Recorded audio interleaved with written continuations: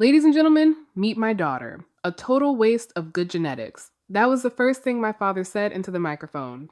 He pointed his $2,000 glass of Chateau Margaux at me and smiled like a shark. He told 300 guests I crawled around in filth, taking care of society's garbage, instead of carrying on his legacy. They laughed. They thought it was a joke. They didn't know I had a wireless microphone hidden in my sleeve.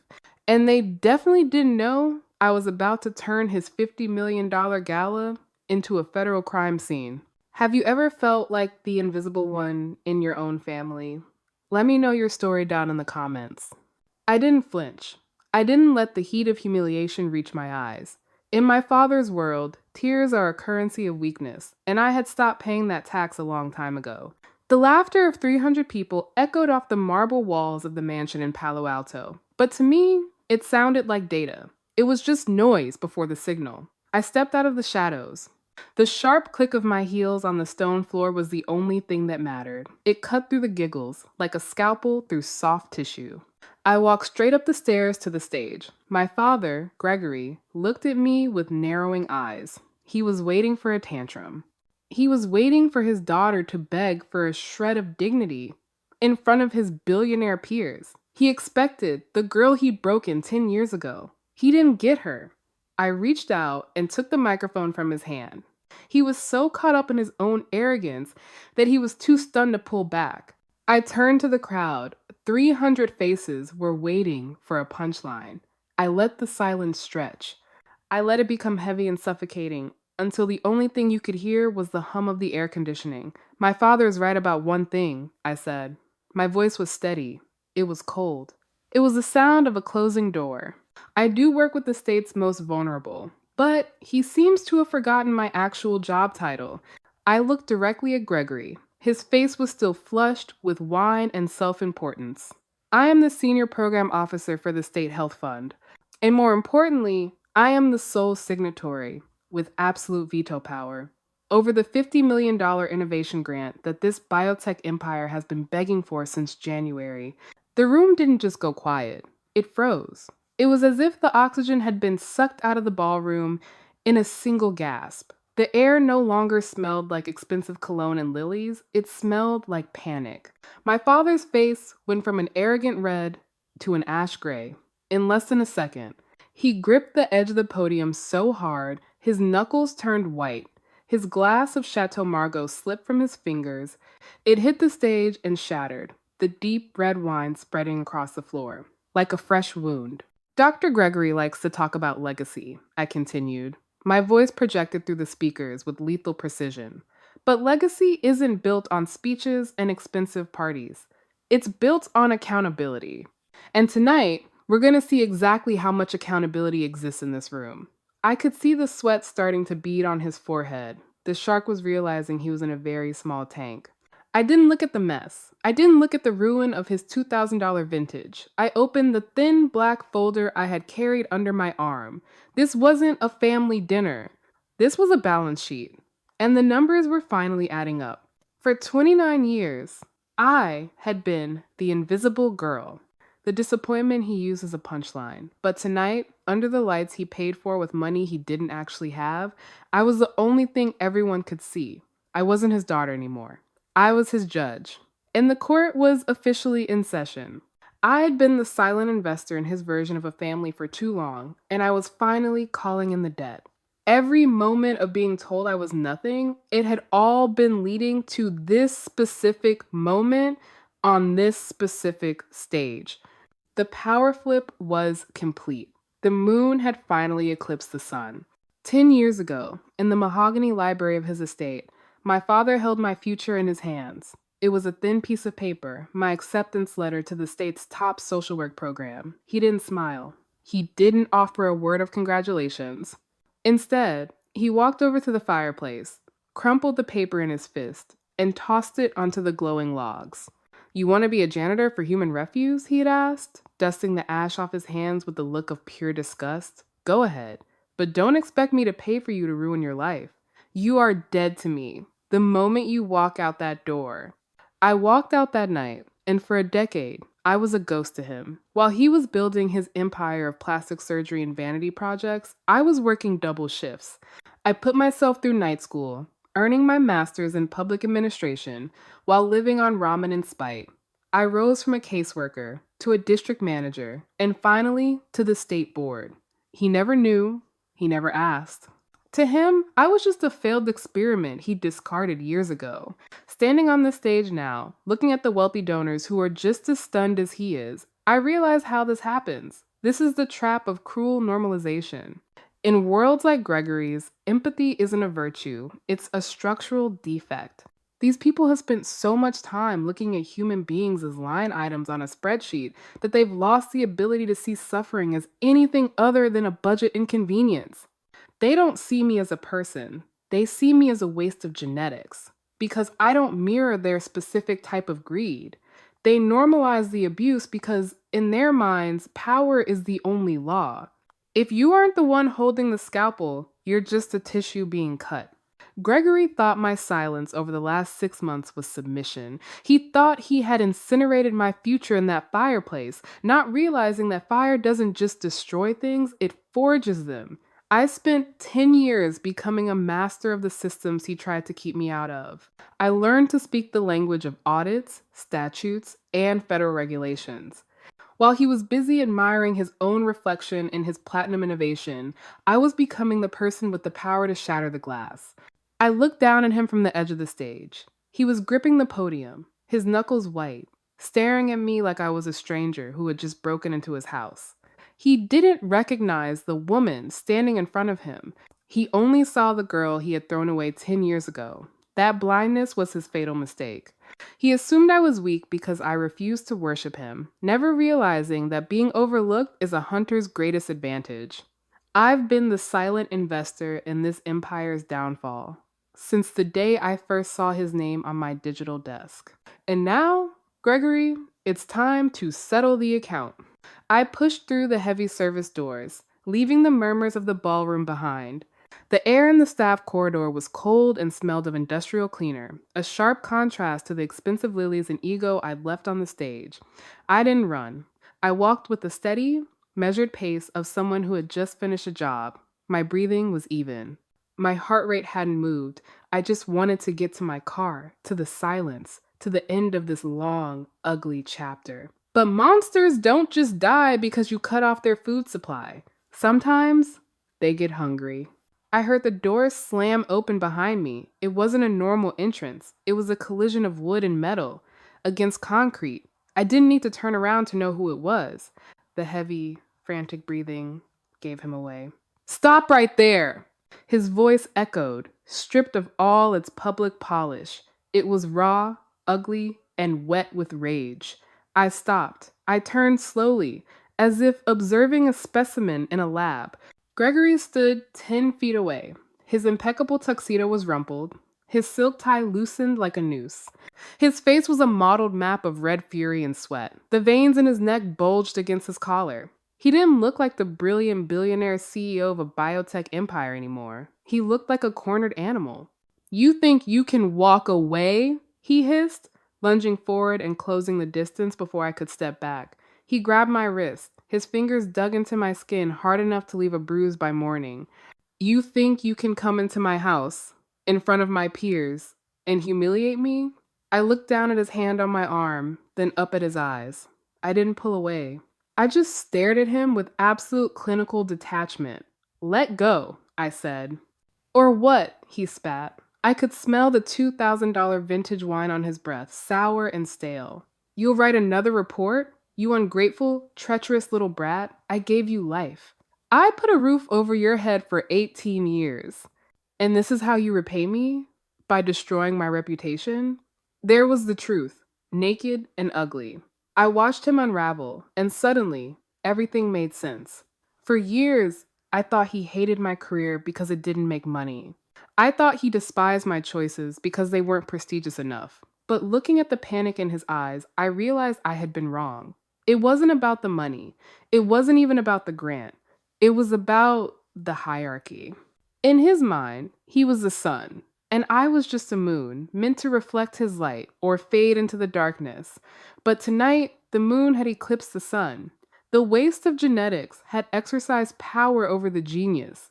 It was a narcissistic injury so deep, it was fracturing his reality. He wasn't angry because he was broke. He was angry because I had proven I was stronger than him. He couldn't process a world where his victim was his judge. Your reputation? I asked, my voice calm, contrasting sharply with his hysteria. I didn't destroy your reputation, Gregory. I just turned on the lights. If you don't like what people see, that's not my fault. You ruined everything. He shook my arm, spit flying from his lips. Do you know who I am? I will bury you. I will make one phone call and you will never work in this state again. He was doubling down, retreating into the only thing he had left, threats. I wrenched my arm free with a sharp jerk. He stumbled back, surprised by the physical resistance. You're not listening, I said, stepping into his space, forcing him back against the wall. You think this is over? You think I just came here to embarrass you? He glared at me, panting. You have no idea what you've done, he snarled. But I have an insurance policy. You think you're smart? You think you can take my money? I still have something you care about. A cold knot formed in my stomach. The rage in his eyes shifted into something sharper, something cruel. He reached into his pocket and pulled out his phone. You want to play the villain, Madison? Fine. Let's see how you love your grandmother when she's sleeping on a park bench tonight. He smiled a wet, slick grin that made my skin crawl. Gregory thinks he has found a button he can press to make me heal. He lowers the phone slowly, letting the threat of making my grandmother homeless hang in the air, like toxic smoke. He thinks he still holds the cards. He thinks he can bully reality back into a shape that pleases him. He steps back, spreading his arms wide to gesture at the opulent hallway, at the memory of the ballroom behind us, at the ghost of the party he just paid for with stolen money. You see, Madison, he says, his voice dropping to a conspiratorial whisper. You have your little title, you have your clipboard, and your self-righteousness, but I have the one thing that actually matters in this world. I have resources. I have power. He laughs a jagged, ugly sound. He walks over to a service cart that had been abandoned in the hallway, grabbing a half-empty bottle of the Chateau Margaux. He pours a splash into a water glass and swirls it, like he's still holding court. Look at this wine. $2,000 a bottle. Look at the lobster tails on the buffet. Do you know who paid for all of this? The foundation. My foundation. He takes a sip, his eyes locked on mine, daring me to challenge him. I can write off a $100,000 party as donor cultivation. I live in a world where the rules are suggestions, and money is the only law. You can't hurt me. I am the institution. I don't blink. I don't flinch. I just reach into my pocket and pull out my phone again. I tap the screen 3 times and turn it around so he can see. It isn't a recording, it is a photo. A high-resolution image of the gala's catering invoice, the wine list, and the consulting fees paid to a shell company, registered in his own name. You're right, Gregory, I say, my voice cutting through his arrogance like a scalpel. You are the institution, and that is exactly why you're going to prison. He frowns, the glass halting halfway to his mouth. What are you babbling about? It's called self-dealing, I say, my voice clinically cold. And under IRS Code 4941, it is strictly prohibited for a private foundation manager to use charitable assets for personal benefit. No luxury dinners, no vintage wine, and certainly no donor cultivation parties that function as ego stroking for the chairman. I swipe to the next photo, a screenshot of the federal statute. You just boasted, actually, that you use foundation money to pay for this night. That isn't a loophole, Gregory. That's tax fraud. It's embezzlement. And when you combine it with the line item audit I did this morning, showing that 80% of your innovation budget is allocated for imported Italian leather furniture and marble floors, while not a single cent is set aside for patient beds, this isn't just a medical facility. It's a retirement plan disguised as charity. The color drains from his face so fast, it looks like the blood has simply evaporated. He lowers the glass, his hand shaking so hard the wine sloshes over the rim, staining his white cuff red. I took photos of the menu, I tell him, relentless. I took photos of the wine bottles. I have the invoices for your $600,000 fleet of luxury cars. And 30 seconds ago, while you were bragging about your black fund, I uploaded all of it to a secure server shared with the Internal Revenue Service Criminal Investigation Division. You wouldn't, he stammers. I already did, I say. This isn't a party anymore, Gregory. It's a crime scene, and you just gave me the confession.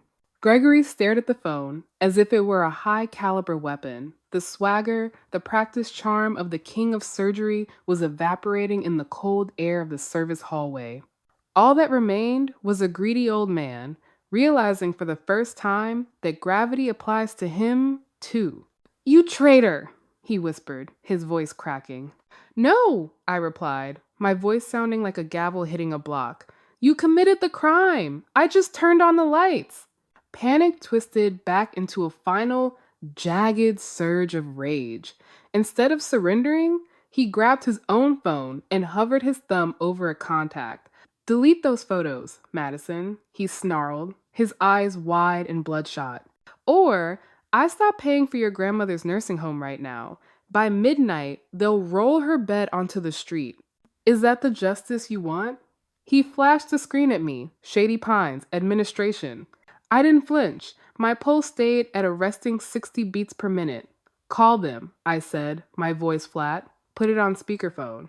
He dialed, his fingers trembling so hard he almost dropped the device. He waited, a sick, expectant grin returning to his face. But the line didn't ring. A mechanical voice informed him the number was no longer in service for that patient.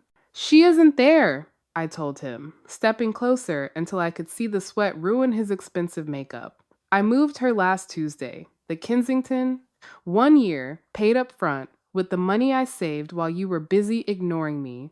His face collapsed. The story he'd invented about me, the broke, naive girl beneath his notice, disintegrated like wet paper. I watched him, and I realized this was the ultimate narcissistic injury.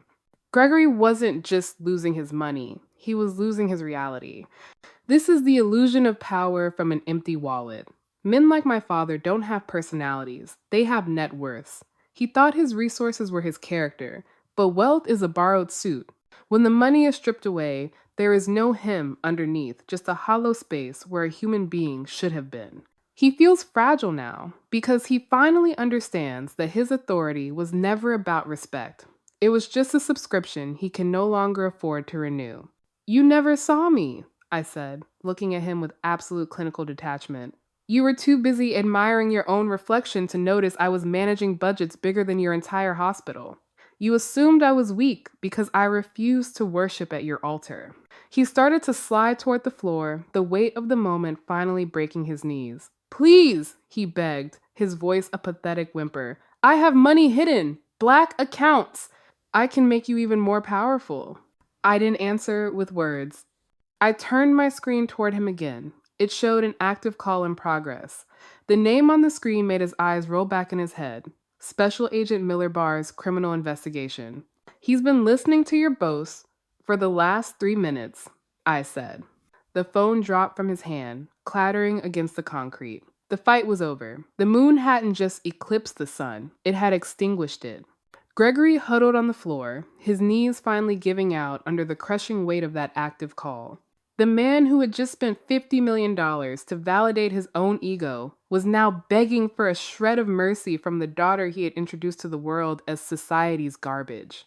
Madison, please, he whimpered, his hands shaking as he reached out to touch the hem of my dress.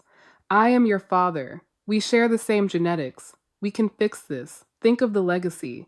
I looked down at him with absolute clinical detachment. I didn't feel the heat of anger anymore. I didn't feel the thrill of a hunt.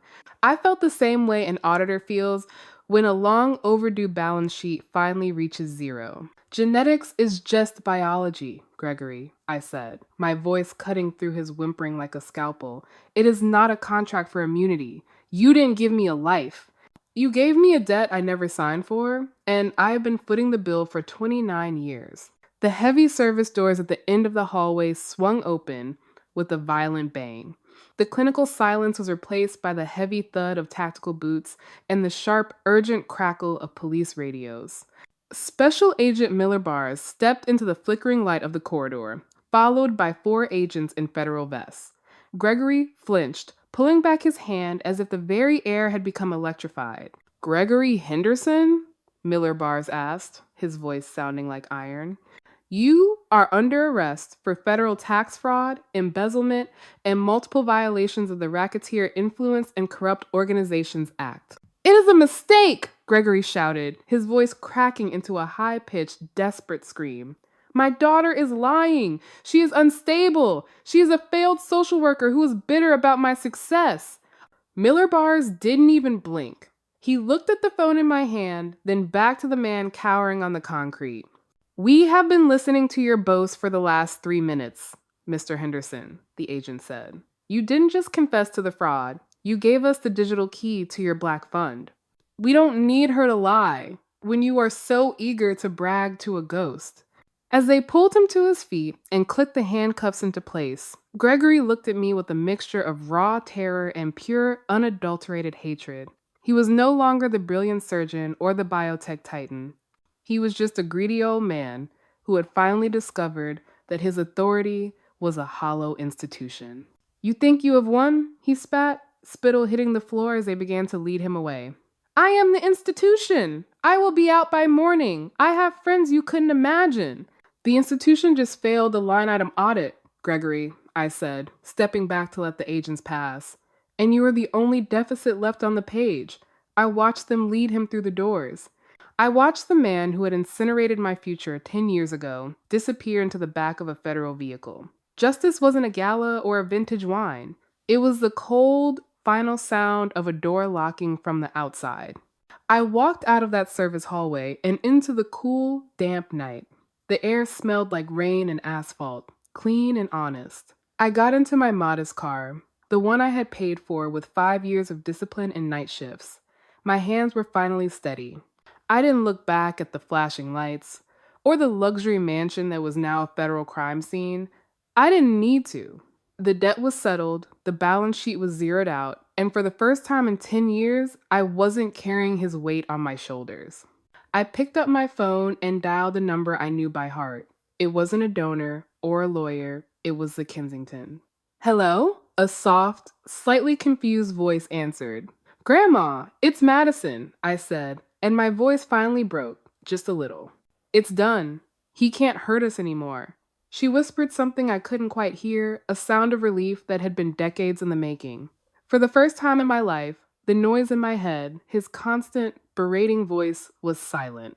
It wasn't a sudden explosion of joy. It was more like the dull ache you feel after a surgeon finally removes a malignant tumor. It hurts, but you know you're finally going to heal. Gregory thought power was something you bought with foundation money and displayed on a stage. He was wrong. Real power is the ability to walk away from a toxic legacy and build something that actually matters. I spent the next few months ensuring that $50 million grant was redirected. It didn't go to marble floors or luxury SUVs. It went to a center where patients actually have beds, and where recovery is more than just a retirement plan for the executive board. I went back to that center for recovery, not as a disappointment, but as a founder. Now, I want to speak directly to you, to the ones who are currently sitting in the shadows of someone else's spotlight, to the ones who have been told they are a waste of genetics, or a burden, or just plain invisible. I want you to know that someone treating you like you're invisible is actually giving you a superpower. Let them overlook you. Ghosts walk through walls. Ghosts see every lie, every hidden invoice, and every crack in the foundation. By the time they finally notice you're there, the checkmate is already set. You don't need their permission to be luminous. You don't need their validation to be enough.